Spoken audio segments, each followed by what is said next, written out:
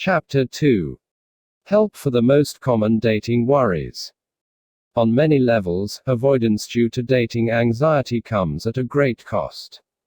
You may avoid some discomfort in the short term when you avoid situations that bring up painful feelings such as vulnerability or fear of embarrassment, but you ultimately end up feeling alone and trapped by your fear.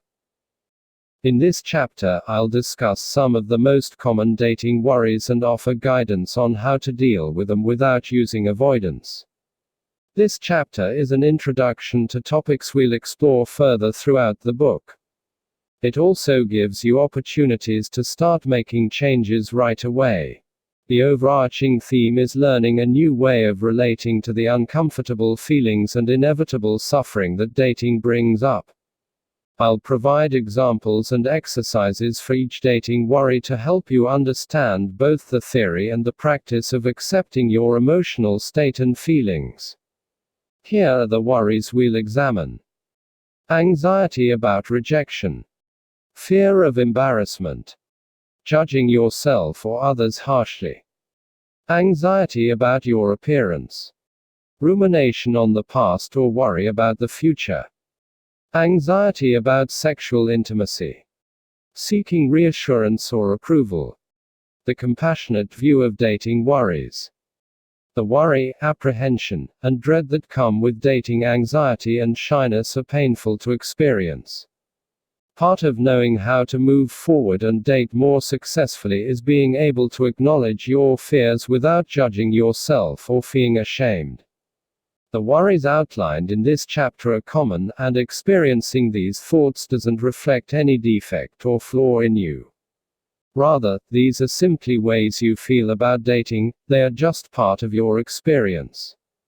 Hopefully, understanding that others have similar worries will help you see that you aren't alone in your struggle and serve as a first step in extending compassion toward yourself for having these feelings of anxiety. For each dating scenario, I'll offer suggestions about how you can view your anxiety from a more compassionate and accepting point of view. People are sometimes hesitant about extending compassion to themselves. But having self-compassion isn't about feeling sorry for yourself or making excuses. Instead, it's about looking at your own circumstances with kindness, caring, understanding, and concern. It means responding to your doubts, worries, and fears in a loving, gentle way, rather than with self-criticism. Acceptance of difficult feelings is an alternative to avoiding them. Many people find the concept of acceptance a bit confusing initially. Having acceptance for your difficult feelings doesn't mean you want to revel in a particular experience or even stay in it. Rather, it means acknowledging the reality that you'll have a variety of experiences as you go through life, some joyful and fun, others sad, and yet others anxiety-provoking and uncomfortable. You can't change your anxiety or make it go away on demand. You've probably already tried that, only to find it doesn't work. But you can acknowledge what's already there, an uncomfortable or upsetting thought or feeling. And with compassionate acceptance, you can change your reaction to your experience of anxiety by allowing anxious thoughts to exist without pushing them away or denying them. Increased acceptance has been shown to help decrease avoidance and improve quality of life. Eifert and Hefner 2003. Accepting your inner emotional experiences is easier if you remind yourself that emotional states don't last forever. There's a natural ebb and flow to feelings. It's impossible to stay angry, humiliated, or fearful forever. As uncomfortable as some feelings may be, when you can accept that they are part of your current experience, which is always changing, you'll have less fear that you won't be able to tolerate the pain. Anxiety about rejection. Experiencing anxiety about being rejected by a potential love interest is one of the most common dating worries. If you're shy and anxious, you may have what psychologists call rejection sensitivity. This means that you're more likely to expect that potential romantic partners will reject you, and that you have a strong sense of anxiety associated with this expectation of rejection. Romero Cañas and Downey 2013. With rejection sensitivity, you tend to interpret other people's cues as more negative than they are. You feel lonelier and disliked after any conflict, and expect that your relationships can't withstand emerging problems. Elliot was highly sensitive to any perceived put-downs or slights from both friends and women he dated. It didn't take much for him to feel bad about himself. It was hard for him to take feedback from his boss without feeling criticized and like a failure. Most personal interactions felt unsafe to him because he was so sensitive to other people's comments and thought about even the most minor put-down for hours or days afterward. When dating, he often felt lonely, as if his dates didn't understand him or want to get to know him. Exercise evaluating your sensitivity to rejection. To evaluate your level of rejection sensitivity, consider the following questions and write your responses in your journal. When talking with someone new, do you assume the other person is bored, uninterested, or only making conversation with you to be polite? Do you tend to notice and fixate on interactions where you feel put down or slighted? Do you tend to imagine slights from others? Do you tend to take these interactions very personally? When you enter a group of people, do you assume that you won't fit in or that the group members would rather you weren't there? Do you worry that people are being outwardly nice to you, but secretly do not like you?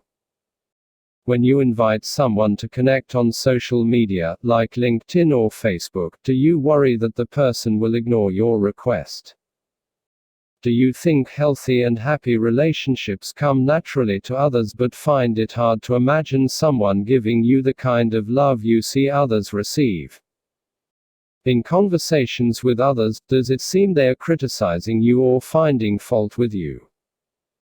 When others give you attention and seem interested in you, do you assume it's only a matter of time before they lose interest?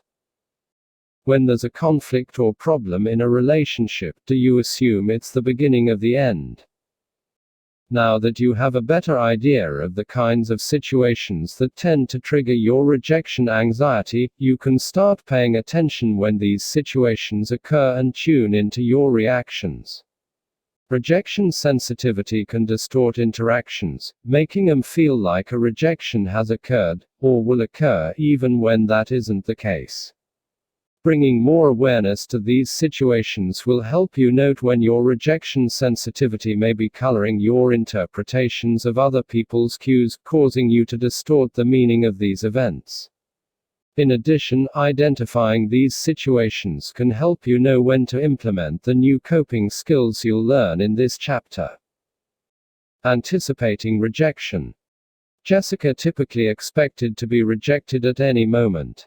She was interested in getting to know Todd, a co-worker of her close friend Monica. But when Monica offered to set her up with Todd on a casual date for coffee, she immediately said no.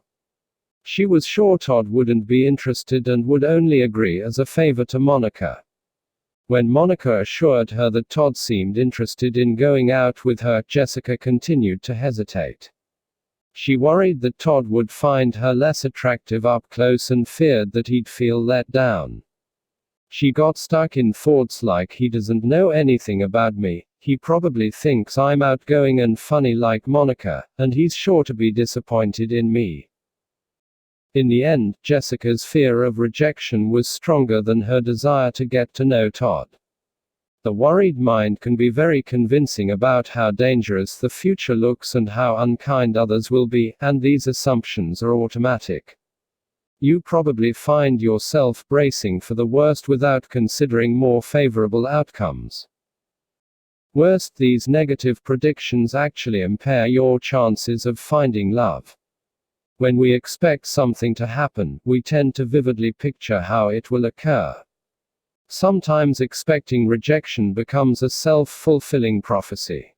Studies have consistently shown that people who anticipate rejection end up eliciting rejection from romantic partners. Downey et al. 1998. You assume things will go wrong, and they do.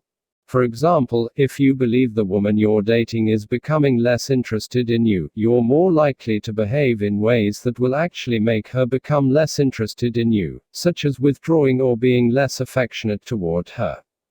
Even if your initial feeling was incorrect, perhaps she just had a bad day and her feelings toward you hadn't changed, your expectation that she's losing interest can end up creating the very outcome you wanted to avoid. Because Jessica expected rejection from Todd, she didn't accept the date. The direct result was that Todd didn't pursue her. Because every potential social interaction carries some risk of rejection, your social world can start to feel unsafe. You may become hypervigilant, always keeping an eye out for potential threats during conversations and being preoccupied with how likely it is that others are criticizing you or having negative thoughts about you. It's very painful to see the world from this viewpoint, as it causes you to feel that people are cruel and unloving. This may have been your experience in the past, whether in adult relationships or because of growing up with parents who were critical. And there are certainly many judgmental and critical people. However, most people you meet won't set out with the intention of tearing you down and finding fault in you. And if someone has expressed an interest in you, that person obviously wants to get to know you and see if the two of you might click. That person is hoping, just as you are, that things might work out. Making room for other possibilities. Even when someone seems to reject you, that doesn't mean the person is thinking the worst of you. If you ask a woman out and she says no, there could be any number of reasons. Maybe she's just ending a complicated relationship and isn't ready. Perhaps you're not her physical type. Maybe you remind her of an ex she'd rather forget. Maybe she's already seeing or interested in someone else. Or, it just might be that she's shy too and scared to say yes. The possibilities are endless, but it's important to consider them to help you see that an automatic thought like she's rejecting me because she thinks I'm flawed may not be accurate. There's a very real chance that you're causing yourself unnecessary suffering. Yes, some people can be harsh when turning down a date. This is an unfortunate reality you may encounter. And in some instances, the person may indeed be having harsh or critical thoughts about you. But this is rare and doesn't reflect how the majority of people will view you. Also, bear in mind that how someone treats you is a reflection of who that person is, not who you are. If someone is cruel toward you or makes harsh judgments about you based on a brief interaction, it reflects that person's inconsiderate behavior or judgmental predisposition, rather than being an indication of any shortcomings on your part. Therefore, if someone does respond critically or harshly toward you, you might consider whether that's really the kind of person you'd want to have a relationship with. Entering a relationship with someone who's hypercritical is a recipe for an unhealthy and unhappy dynamic, no matter how attractive or accomplished that person may be. In this case, you can view rejection as a blessing in disguise, saving you from going out with someone who's unkind. Exercise tuning into your feelings with acceptance. Even if you know that not everyone will reject you, the prospect of rejection may still seem terrifying. If you have anxiety, you're more likely to feel overwhelmed or threatened by your own negative emotions. Saur Zavala et al. 2012. This can cause even more difficulty with dating, since meeting a new person can activate so many strong feelings. However, there is a solution. In this exercise, you'll learn to relate to your emotions differently, in a way that gives you awareness, insight, and choices about how to react to painful feelings. Rather than be held back by your emotions, running from them or letting them dictate your actions, you can create a space for them to exist, which will allow you to make thoughtful decisions about your behavior despite instinctive emotional reactions. So often, the instinct in response to a painful feeling is to do something with that feeling, get rid of it, bury it, or avoid it. But with that approach, you can end up in an endless struggle to chase away feelings and never learn that you can handle whatever emotions life brings your way. The best way to approach fear of rejection is to label what you're feeling, acknowledge those feelings, and then respond to them with a sense of openness, kindness, and compassion toward yourself. After trying the exercise outlined below, continue to practice it, using it whenever you start to notice anxiety-related fears and also in moments when you're not feeling particularly distressed. It's helpful to practice this exercise on a daily basis, even for 10 minutes, so you can become accustomed to checking in with your own feelings and looking inward. For downloadable audio version of this exercise, visit, or see the back of this book for more information. Begin by sitting in a chair in a comfortable position, with your hands at your sides, your legs uncrossed, and your feet firmly on the floor. Close your eyes and move your attention toward your breath.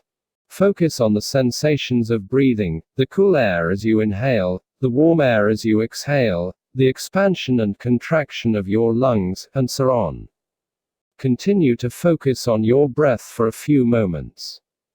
Gently bring your attention to any feelings or emotions you might be experiencing. From an inviting, accepting perspective, open yourself up to whatever emotions may be present. As you notice your emotions, gently label each feeling. For example, there's the feeling of anxiety, or I'm noticing the feeling of anticipation. There's no right way to feel and no state of being to try to achieve. Instead, allow your feelings to simply be. The purpose isn't to get rid of anxiety or feel differently than you do. Instead, this is a time to look within, discover the feelings that already exist within you, and just allow those feelings to be there. As you notice feelings emerge, tune into any tendency to judge those feelings. For example, I hate feeling anxious. When you notice judgments, try to label your feelings objectively. I notice that I feel upset, or I notice that I'm feeling distracted and irritable. As you label your emotions, show that you're compassionate and open to whatever you may be feeling. For example, I notice that I'm feeling anxiety. I accept this feeling of anxiety with kindness, caring, and compassion.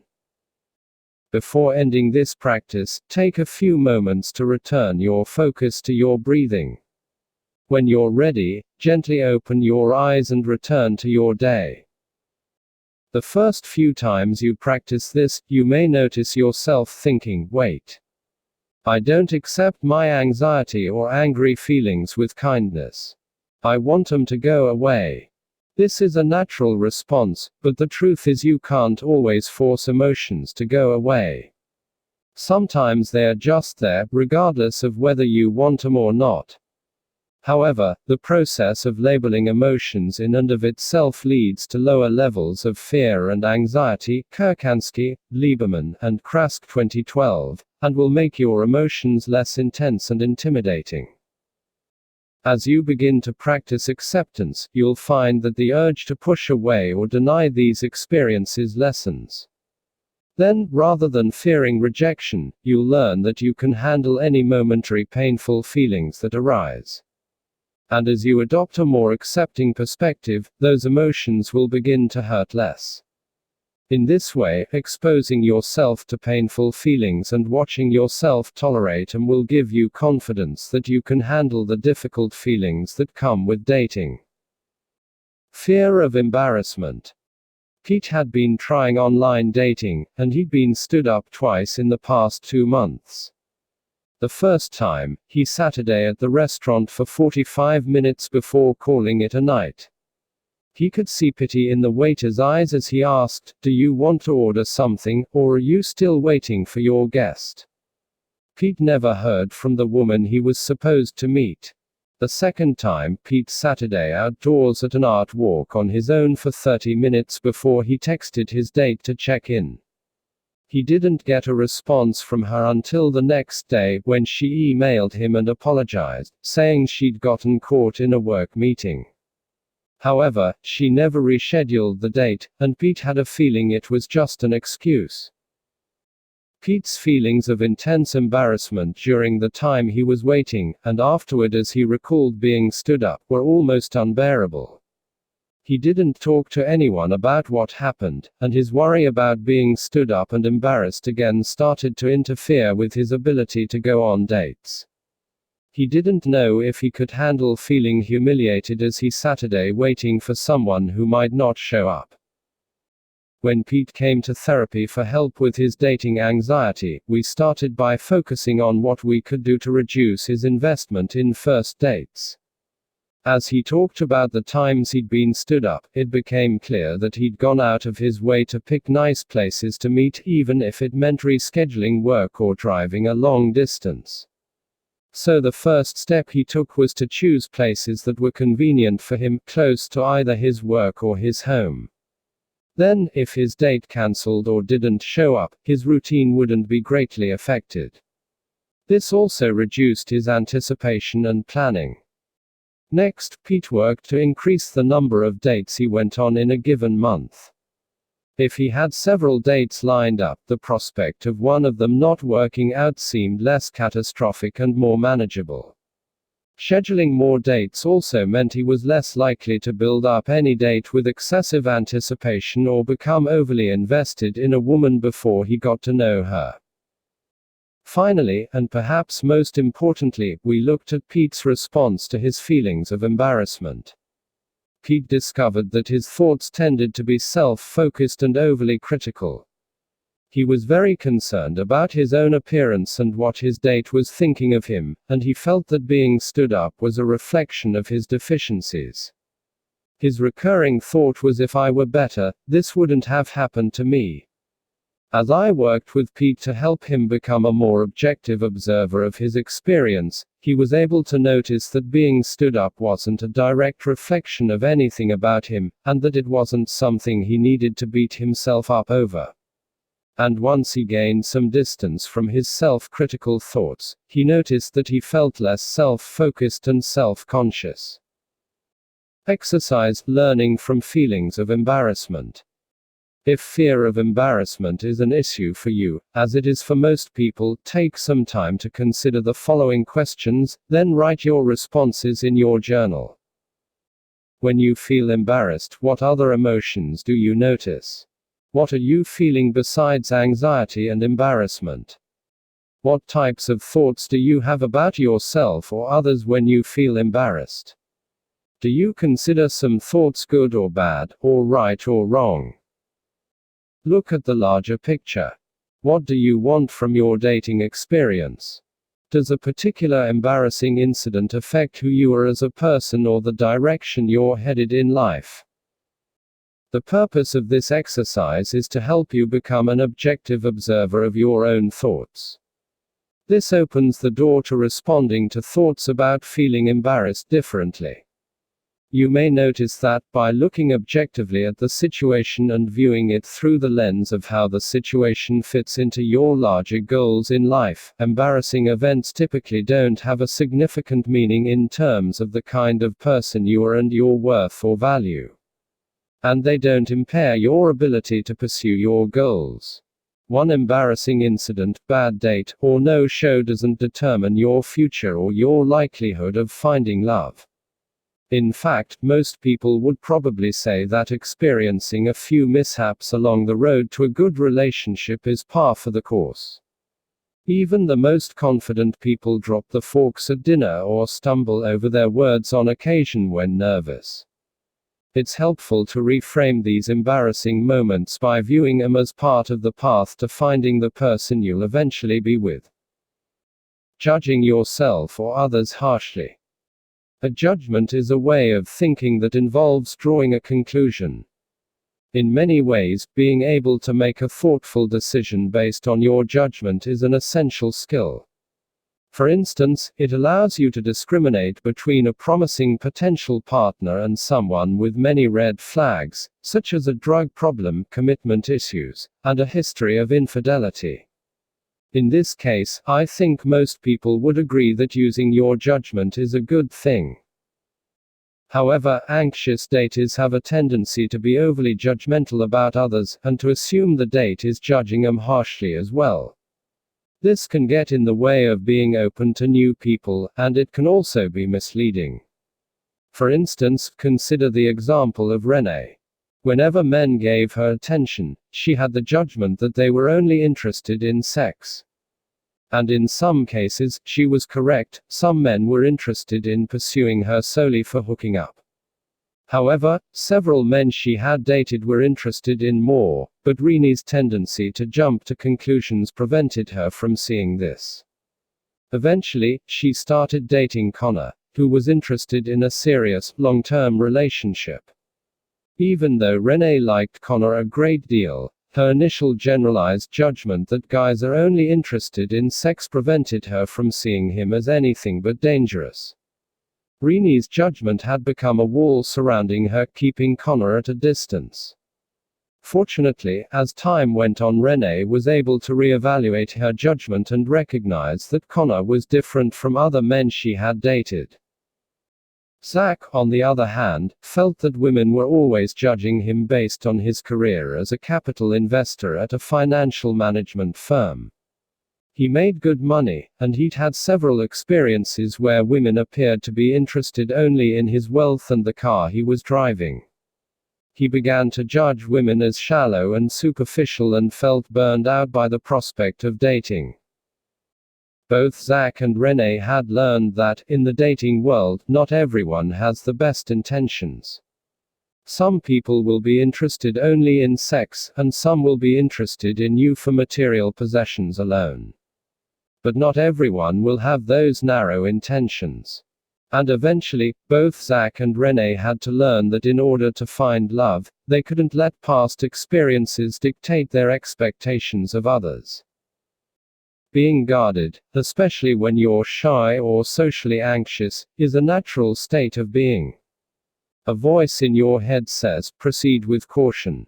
This won't end well. Yet seeing the world as a dangerous place filled with ill-intentioned people can be harmful too, working against your best interests.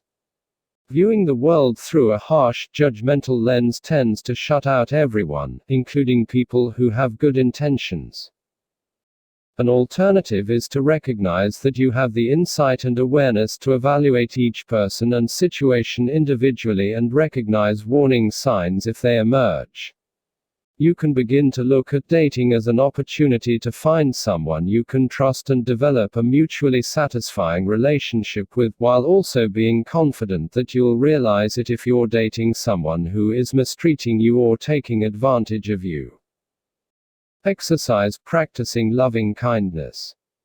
This exercise is designed to help you move towards seeing the world and yourself with more compassion.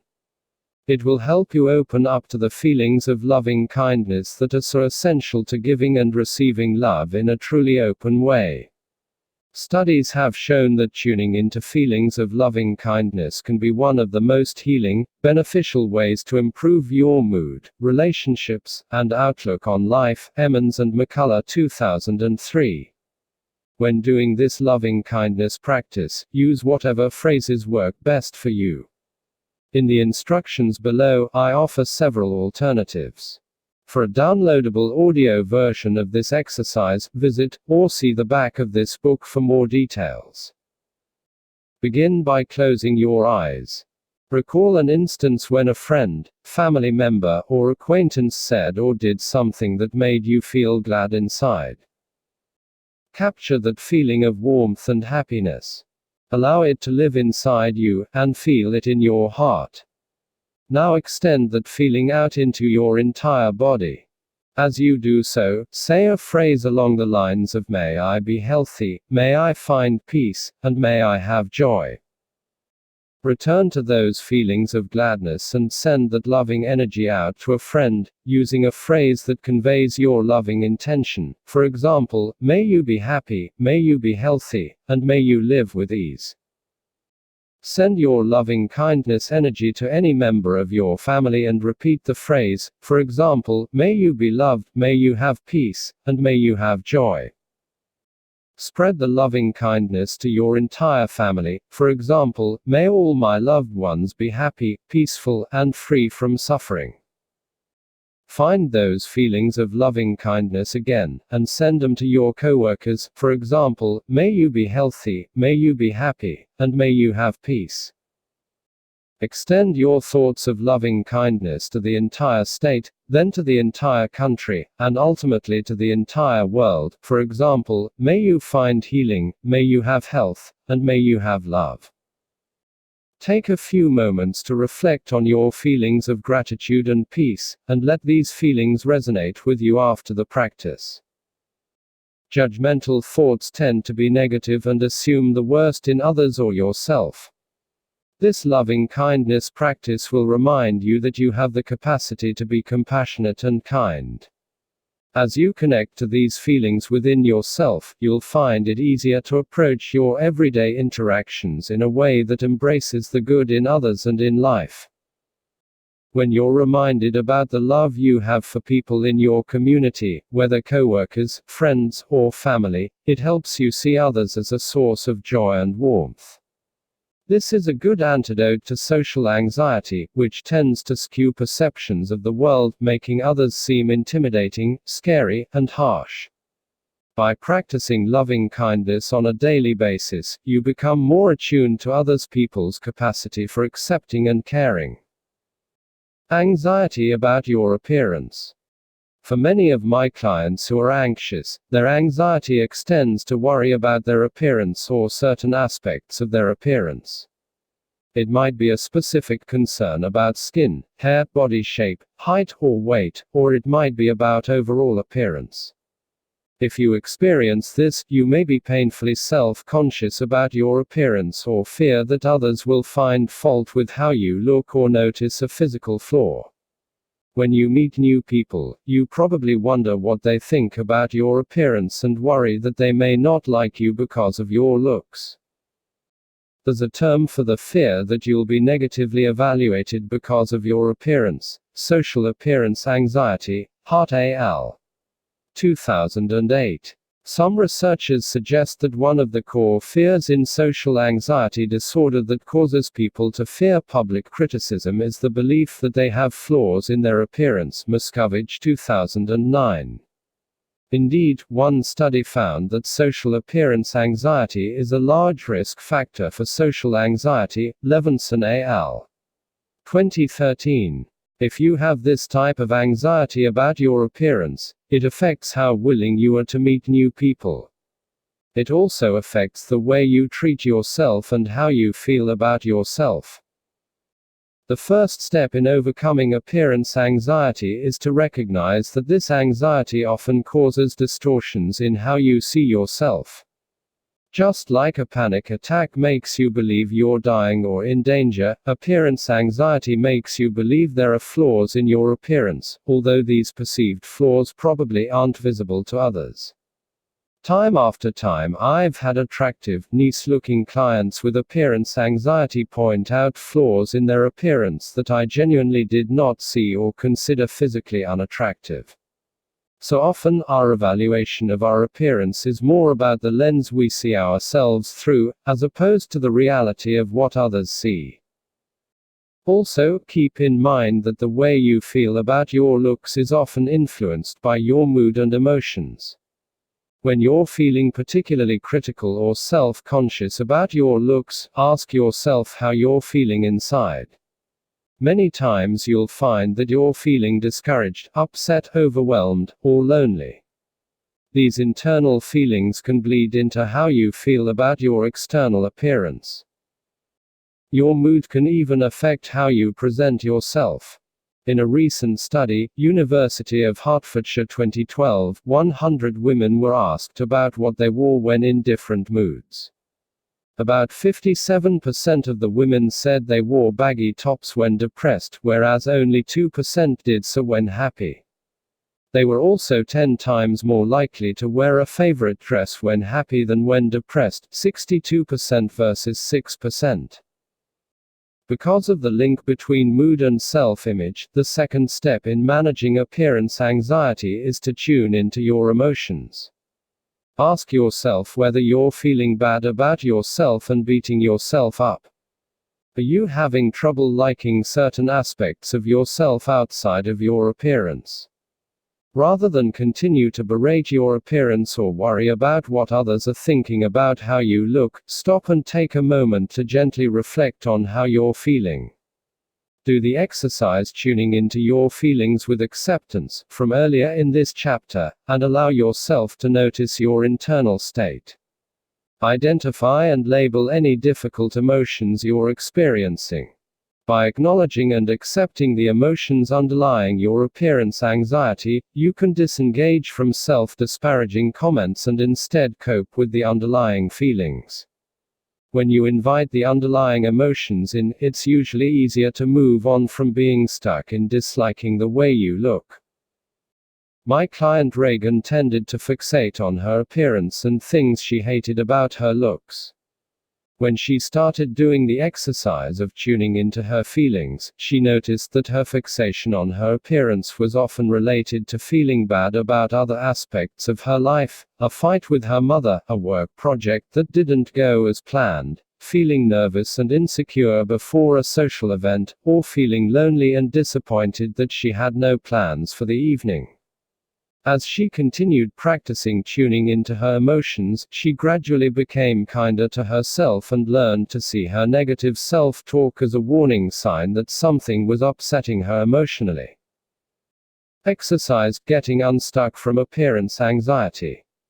You'll probably find this exercise most helpful if you do it at a time when you're experiencing appearance anxiety. At that time, consider the following questions and write your responses in your journal. Are you overly focused on your appearance?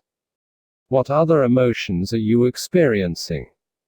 In what ways is your negative self-talk related to your appearance hurting you? Next, take some time to consider how you might decrease your negative self-talk, and then write about this in your journal.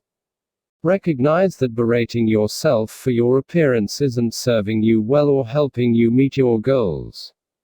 You may benefit from making a commitment to deal with the underlying feelings that are upsetting you.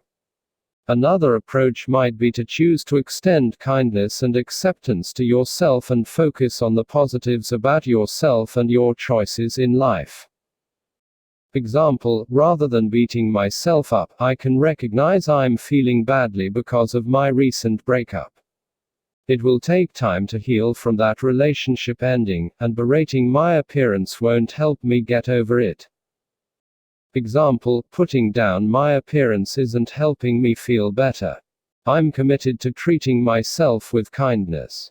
I accept the things about my appearance that I can't change, and I embrace the things about my appearance that I love. I'm working to feel good about my appearance by exercising and dressing well, and I'm focusing on taking care of myself in other ways too. Above all, I'm working on liking myself, and that includes being comfortable in my own skin. It takes practice to break the cycle of putting yourself down, but it's worth the effort.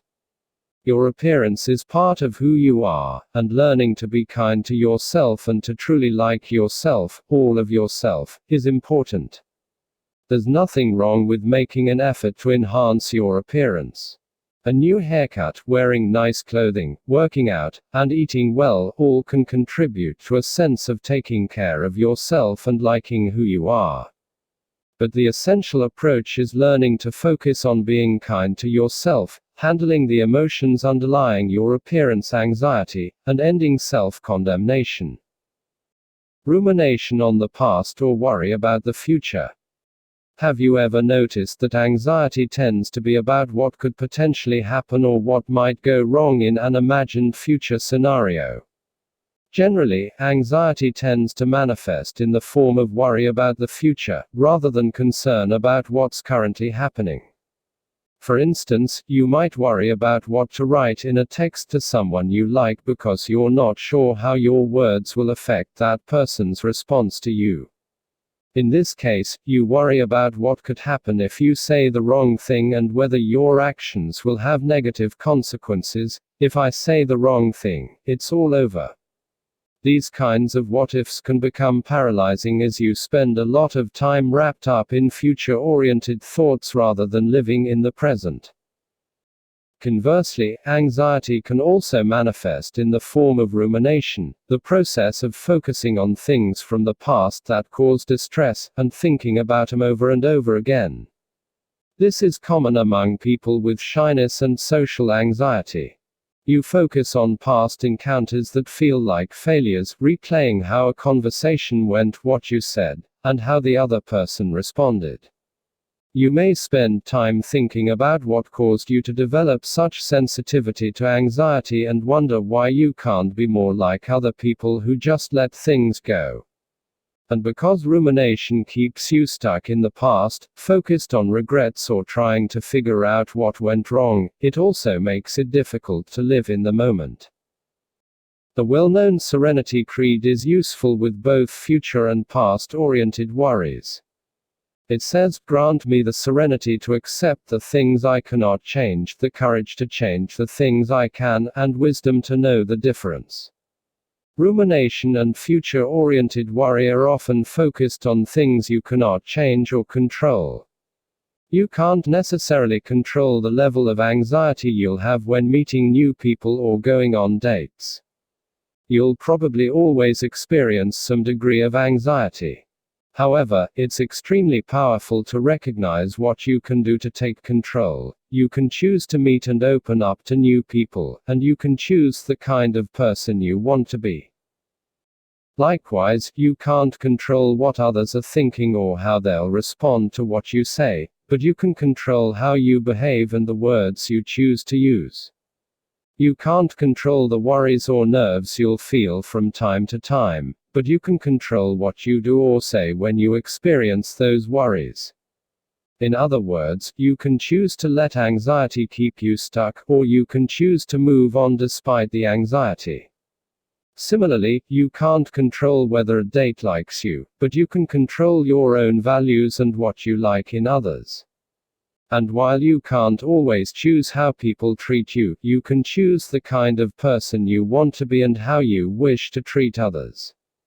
Ultimately, you can't change the past or control the future, but you can live each day with appreciation and dignity. Exercise: identifying what you can and cannot change. The following exercise will get you unstuck from worry by helping you decide whether you can change something or not. You can complete this exercise in your journal, or visit for a downloadable version. See the back of this book for instructions on how to access it. List as many of your worries, fears, and concerns as you can think of. Label each worry or concern: current problem, future problem, or past problem. Divide a fresh piece of paper into 2 columns. Title one column, Things I Can Change or Influence, and the other, Things I Cannot Change or Influence. Put each worry, fear, or concern into one category or the other. This exercise is useful in several ways. Simply compiling a list of your worries helps you be aware of where you're spending your energy. Labeling whether worries are about past, current, or future problems offers some insight into how often you are or are not in the present moment. It also indicates how much time you spend worrying about things that are inherently beyond your control because they've already happened or may not even transpire. Breaking the list into 2 columns will help you decide where to focus on acceptance, things you cannot change, and where to take action, things you can change. When you find yourself worrying about something that you cannot change, gently remind yourself that worrying probably won't help resolve that problem, then allow yourself to move on from thinking about it. Anxiety about sexual intimacy. Many shy people struggle with physical intimacy. Rosal and Copeland 2013. You may very much want to be physically close to the person you're dating but feel unsure about how to initiate sexual advances. You may be uncertain of when the timing is right. How long do you wait to kiss her?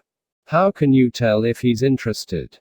How do you know if you're coming on too strong? There are no definitive answers to these questions. These things often depend on the people involved and the circumstances. For that reason, these kinds of questions can create a great deal of uncertainty, which heightens anxiety.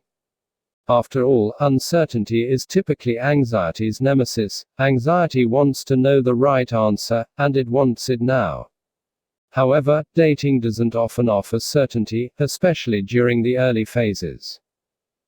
Mindfulness can be helpful in these situations, allowing you to focus on the here and now and let go of some of the distress associated with uncertainty. By tuning into the moment, you'll deepen your awareness of your own feelings and desires, and be more sensitive to your partner's signals. Rather than getting stuck in questions, you'll be able to connect with your date and your own experience, and make decisions on a case-by-case basis. You can make subtle advances, notice your partner's response, and be okay with the outcome of those advances. You may also feel some anxiety about your ability to enjoy sexual encounters in the early stages with someone new. This anxiety, which affects both women and men, typically comes from external sources, such as media and social messages about how you're supposed to perform or the ideal way to look, but it can also come from within. Dove and Wiedemann 2000. In addition, shyness can reduce arousal or the ability to enjoy sexual encounters. Carafa and Cozzarelli 1997. Another issue regarding sexual intimacy that can cause worry is deciding when the time is right. Part of the evolution of a relationship is bringing your relationship into the physical realm and deciding whether you'll be exclusive. When people hook up without commitment, the resulting feelings can vary. One study found that 78% of women and 72% of men who had non-committed sex experienced regret about it. Fisher al. 2012. However, other studies have shown that people have positive feelings after a hookup, with one study finding that 82% of men and 57% of women were generally glad they had hooked up. Garcia and Reiber 2008. Yet another study showed that having a one-night stand or hooking up without any commitment led to increased feelings of embarrassment, loss of respect, shame, regret, and emotional difficulties. Lewis al. 2012. Being in the moment and fully present with someone sexually is a wonderful part of a relationship, and this is typically easier when you're close to someone in the context of a good relationship. Garcia al. 2013. When sex is rushed or is the only connection you have with someone, it can sever your connection to your sexuality, making it feel less meaningful and pleasurable. You might be rushing into things because you think that's what's expected, want to keep your date interested, or believe that it will help you connect with the other person. I've seen many people proceed with a sexual relationship before they were comfortable with it, and this often leads to problems. For example, it can bring out intense emotions early in a relationship, and those feelings may not be reciprocated. On the other hand, developing true sexual intimacy with your partner is a gift. Sexuality is a natural and wonderful part of being in a relationship, and one you should enjoy when you feel ready. Emotional intimacy and sexual intimacy tend to be intertwined and foster each other. Becoming more comfortable in your sexual identity can help you open up and share affection with your partner in a way that can be essential to a fulfilling relationship. Exercise exploring your sexuality. For many reasons, you may not have taken much time to consider your sexual identity. Perhaps it brings up overwhelming worry. Or you may have received the message early in life that nice guys, or good girls, don't have sex or want sex. This exercise will help you begin to understand your sexual history and explore your feelings about sex and sexuality. Take some time to consider each question, then write your responses in your journal. How did you first learn about sex? How did you feel about what you learned? When did you first notice feelings of sexual attraction? What kind of sex education did you receive? What did you learn from your parents, siblings, friends, or teachers about sexuality? How did you feel about learning this new information? What was your first sexual experience with another person like? What was your motivation for having sex?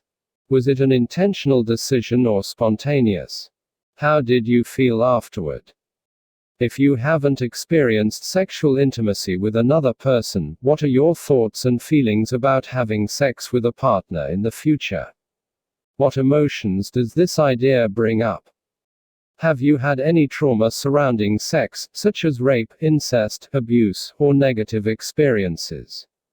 How have you dealt with those painful experiences? What cultural messages have you heard regarding sex and gender? How do you feel about those cultural messages? In what situations do you feel most confident sexually? What is it about those situations that you enjoy? Have you had a one-night stand, a hookup partner, or friends with benefits? What are your feelings surrounding these encounters? Have there been times when you've felt inhibited about showing physical affection? What were the circumstances? Have there been times when your thoughts or worries distracted you and prevented you from enjoying physical intimacy with a partner? What sorts of thoughts or worries did you have? How does your body image play into how you feel about yourself in sexual situations? Considering and answering these questions will help you start to think about your sexuality as simply another aspect of who you are. You can begin building a healthy sexual identity by allowing yourself to explore and integrate your sexual and sensual needs and desires, and by getting comfortable with those needs and desires. For many people, the optimal goal is to approach sex in a way that makes them feel valued and respected while also being free to enjoy the sexuality. Because sexuality is such a foundational aspect of intimate relationships, Chapter 7 offers more in-depth strategies for becoming comfortable in your sexuality, dealing with anxious thoughts during intimacy, and developing a good physical relationship with your partner. Seeking reassurance or approval. In romantic relationships, Hannah almost always felt anxious and on edge. She noticed a pattern: as she started getting closer to a new man, her anxiety would flare up. It was difficult for her to tolerate the uncertainty inherent in a new relationship, and sometimes she sought reassurance and approval from partners before either of them really knew where the relationship was headed. Men seemed scared off by her need for approval and reassurance so early in the relationship. This is a fairly common pattern. If you have lower self-esteem, you're more likely to seek excessive reassurance from friends and romantic partners, which can end up turning them off. When seeking reassurance, you may say things like, "I feel like we aren't getting together this week as much as we did last week. Are you upset with me? Or is everything okay between us?" If you ask these kinds of questions excessively, a new partner may feel overwhelmed or intimidated. Having a strong need for approval or reassurance may stem from doubts about your level of worthiness. You may worry that your partner doesn't reciprocate your feelings. You may wish for a sense of merging, believing you'd feel less anxious if there were no distance between the two of you. And while this kind of merger might make you feel more connected, it can cause you to lose your sense of self and sabotage your relationship. You may begin to feel dependent on your partner for your identity, and your partner may back away. Ultimately, this will alienate your partner and drive you apart, rather than making you closer. Exercise, finding alternatives to neediness. Feelings of self-doubt, uncertainty, or anxiety are easily triggered in a new relationship and can lead to excessively seeking approval and reassurance. This exercise will help you identify specific behaviors and words that you might use in an effort to obtain reassurance, and that may cause you to feel overly dependent on a new romantic partner's approval. Once you've identified these patterns, you can replace them with new, more effective behaviors.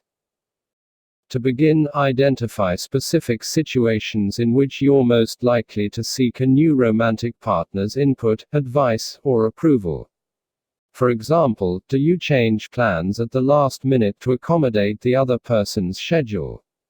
Have you made drastic changes in your life for a new love interest? Next, try to pinpoint the underlying emotion you're feeling when you're tempted to ask for reassurance or approval. For example, is it fear, worry, self-doubt, or emptiness?